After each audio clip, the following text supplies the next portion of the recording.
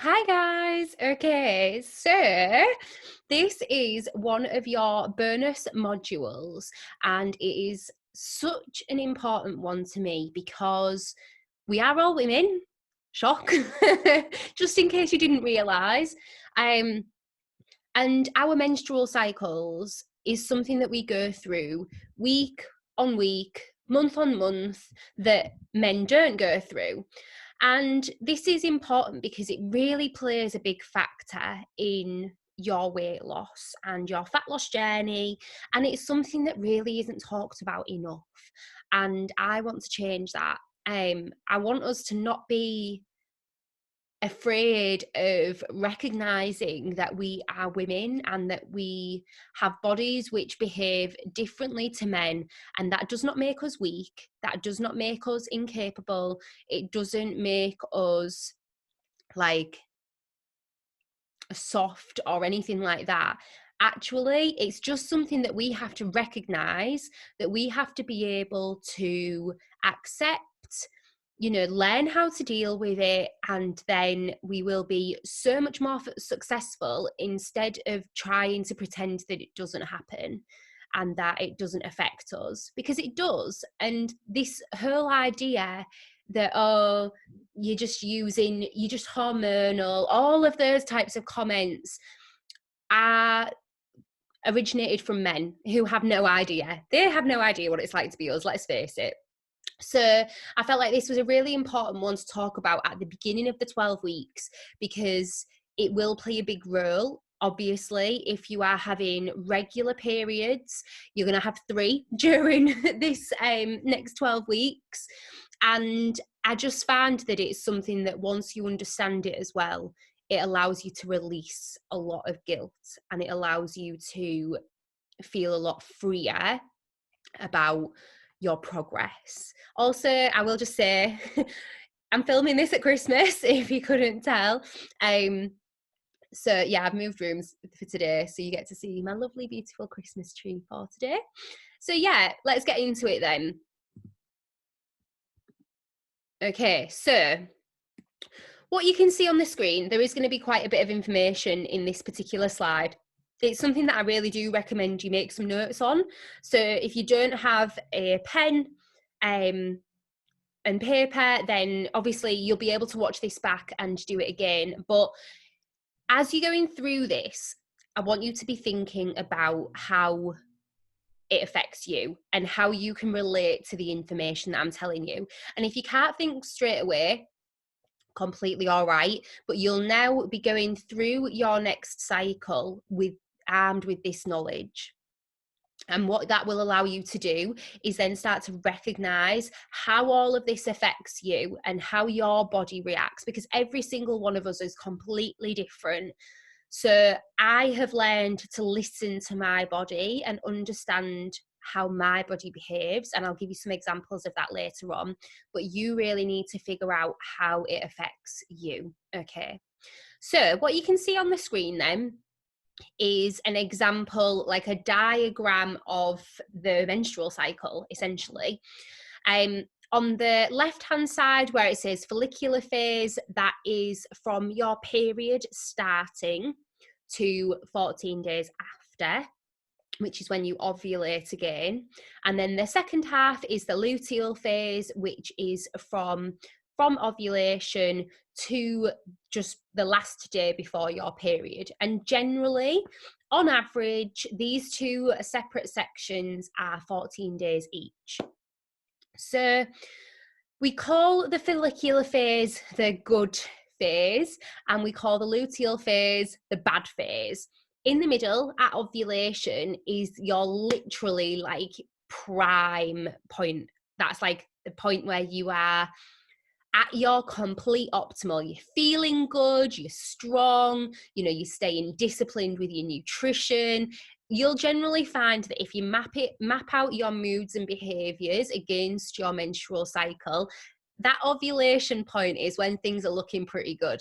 And then it kind of starts to go downhill again. So we'll really quickly talk about the follicular phase being the good phase. So you'll all know what it's like with your periods. That for me personally, the run up to my period can be pretty nasty, for want of a better phrase.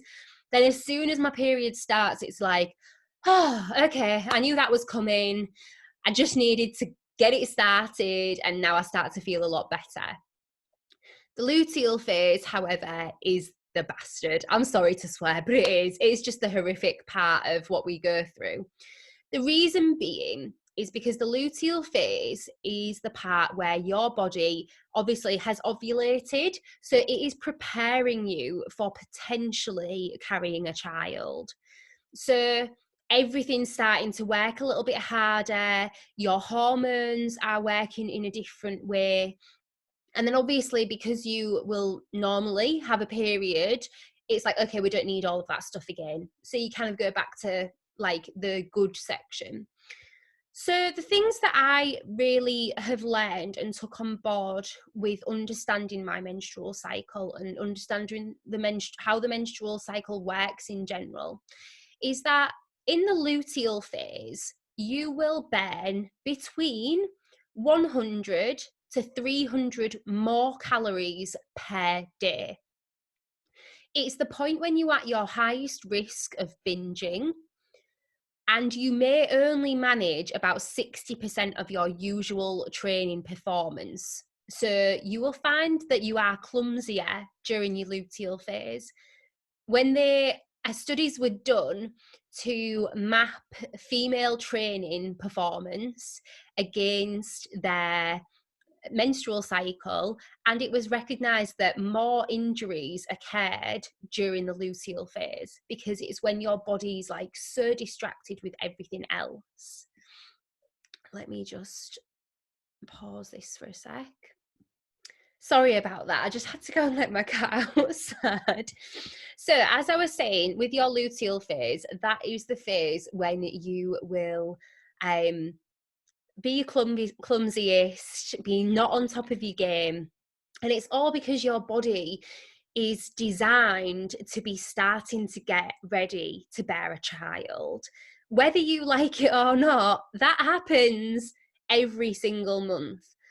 And when I learned this about myself and I looked at my own kind of luteal phase, I have recognised for a while now that it's not immediately before my period, but I would say like a few days before my period is when I'm at my highest risk of binging. It's common knowledge that I have suffered with binge eating disorder in the past, and that is something that I am, constantly battling with. I don't, hide that at all. And generally, in my luteal phase, like the couple of days running up to my period, or maybe even a few days before that, I could genuinely eat about 5,000 calories a day and still not feel full. And I know that this was to do with my luteal phase, but by being able to then prepare for it and go, okay, I know when my period's due, I know that my body starts to behave in this way, and allowing myself to have some extra calories during that point meant that I avoided the binging. So it's things like this that you need to start recognizing in yourself if you are going to be genuinely successful in staying consistent and having an overall positive fat loss experience. Now, some people, when they read the fact that you burn between 100 to 300 more calories a day, you might think, oh, amazing, so my fat loss is going to go down even more during that point. But because you are burning more calories, you need more calories as well. We don't want you to be feeling even hungrier than you need to feel, feeling even more tired, because if you're still training, you're still going to need the calories. Your body's burning more of them just at rest, so you're going to need those to support your training. So one of the first things that I always advise clients to do is program themselves in some extra portions of fruit a day. That's sweet, we'll hit that sugar craving, but it's also going to hopefully stave off the binging. So all of that, needs to really be taken into consideration. And I've not obviously delved into it in a massive amount, because I'll be honest, I'm still learning about this as well, and learning the different ways that it works. But the other thing to mention is that the follicular phase, if we was going to be able to choose when to start a fat loss program, you want to really be doing it when you are in your follicular phase. Because if you're in your luteal phase, you're already, like eating more because you feel hungrier and previous you haven't understood why. Then to try and be restricting yourself even more is just going to have the opposite effect. You are going to feel sluggish in workouts. You're not going to feel 100% on top of your game. So if you were able to choose, ideally, you want to be starting your fat loss program when you're feeling good. Now, obviously, for you guys on Project U, we don't have an option for that. It is a set start date. But if you can recognize, are you going to be in your luteal phase or your follicular phase, then you'll know what kind of results to expect as well. Because generally, we see more weight loss on average for women during the follicular phase than we do during the luteal phase. And in some cases, clients may only lose weight during the follicular phase, so 2 weeks out of a month. Now, this isn't a bad thing. This is a good thing, because you're still consistently dropping weight 2 weeks out of the month. And as a female, although we track your weight week on week, we aren't comparing week 1 with week 2. In actual fact, what we're going to be doing is comparing week 1 of month 1 with week 1 of month 2, and seeing, okay, did Charlotte's body react in the same way both months? And you may find that your weight goes a little bit up and down, up and down, up and down. But if it's doing that consistently, it's still heading in the right direction. Also, during your luteal phase, you have 2 hormones, hunger hormones, called leptin and ghrelin, which will be playing a part in how you are feeling. They are responsible for your hunger pangs, recognizing when you are feeling hungry and when you are feeling full. And generally, when you are in your menstrual cycle, you're going to be feeling hungrier.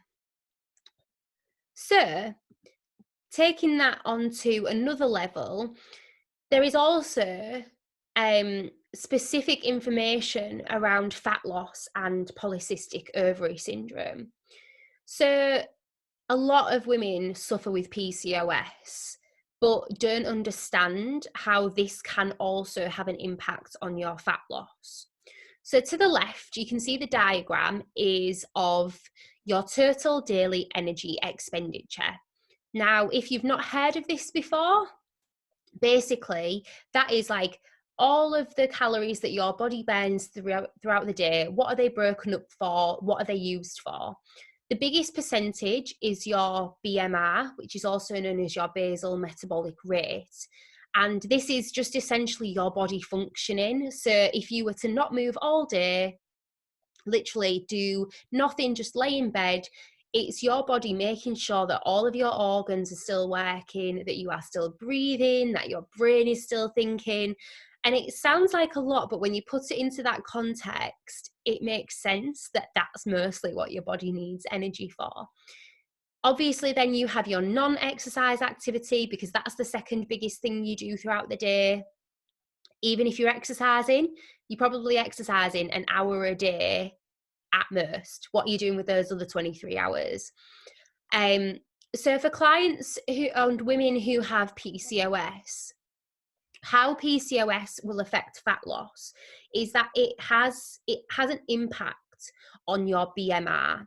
So a woman with PCOS will have a reduced BMR. So instead of it taking up 70% of your calories, it may drop down to 56%, but it can drop down to 30%, which is a 40% reduction.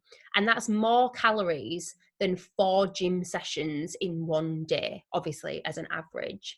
So you can see how if somebody's eating what they think are the correct calories for a woman who doesn't have PCOS, they're actually eating 40% more food than what they need. So it's something that you really do need to be aware of. And if you are somebody who suffers with PCOS, then please let me know, because this will be a major contributing factor on your overall weight loss. So as I mentioned, if the 40% rule were to apply, some PCOS clients will actually need to be eating around 1,000 calories a day to achieve their fat loss goals, which isn't what we would recommend for a quote unquote normal client. You know, programming somebody 1,000 calories a day doesn't really make sense. But at the same time, when you can see that a person's body is using a lot less calories to keep them alive, then it kind of does make sense. So obviously with that, I'm no medical professional on PCOS, but I know that it affects 1 in 5 women, and the exercise, low GI diet and fat loss are the best solutions to treat these symptoms. So even if it's not you, if you know somebody with PCOS and they are struggling with their weight, you know, giving them sight of this may really, really help. So all of that information is amazing, but how do you then put it into action, into something that is going to actually help you? So you need to become your own scientist. You need to listen and learn about what is happening in your body. Does your menstrual cycle have a big effect on you or not? As I mentioned, we track your weight week on week, but we want to do it over multiple months so that you can see how your weight loss is impacted by both phases of your menstrual cycle. And obviously, mostly, especially your luteal phase. So knowing when your luteal phase, you'll be able to see what changes happen. Second thing, remember that weight gain isn't linear. Weight gain isn't a problem. The problem is not knowing why you've gained it or how to tackle it. And like I keep mentioning, just don't be ashamed of being a woman. Like, there is such a stigma still around talking about periods, around talking about the fact that this does impact. And if we accept it as more fact, and it's something that we, to an extent, don't have control over, we'll actually be able to recognize it and do something about it, rather than just brushing over it and pretending it doesn't exist.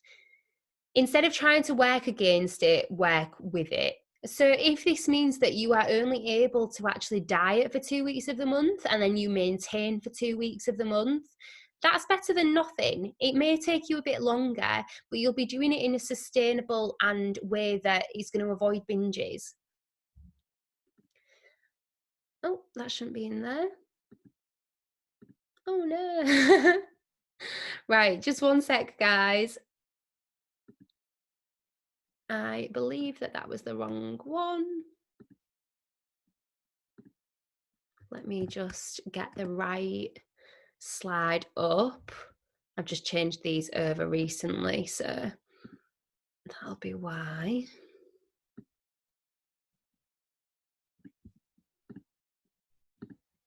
Okay.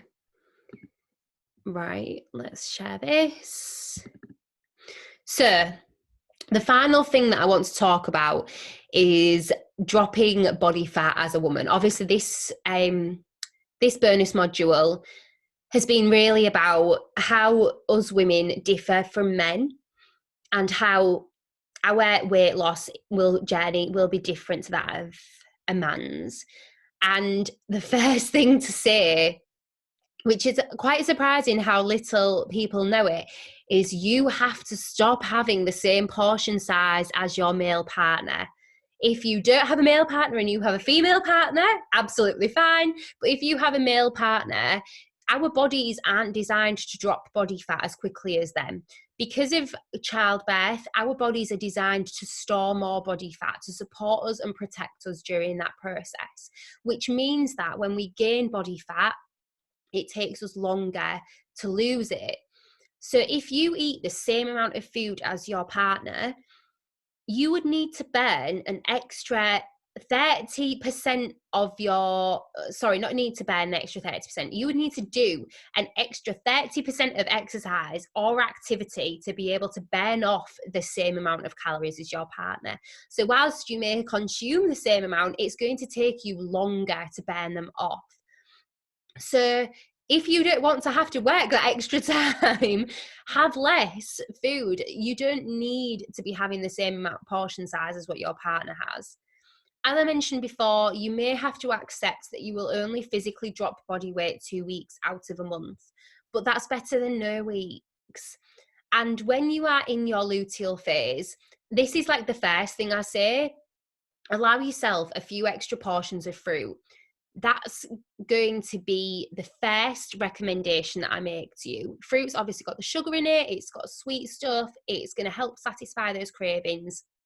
But because you are burning more calories, you can eat more calories. That doesn't mean to go crazy. It means an extra 100 to 200 calories a day if you feel that you need it. So if you go through this next month, you recognize in your luteal phase, you are prone to binge eating. That's the first thing I'll be telling you to do. Also, daft little things like if you really have a chocolate craving, low calorie hot chocolate is a great option. But yeah, there's loads of different things that we'll chat about on a one-to-one basis for this. Hopefully that's been really useful. You've taken something away from this and you recognise that it's okay to accept our female differences from our male counterparts. And the sooner you can get on board with it, you can accept it, you can do something about it. So I hope that this bonus module has been really useful. Please drop a message into the group when you have watched it. Feel free to share this with other people, talk about it. Let's just remove all of that guilt around being a woman and dropping body fat. Okay, right, I will speak to you all soon. Have a really great day and take care. Bye.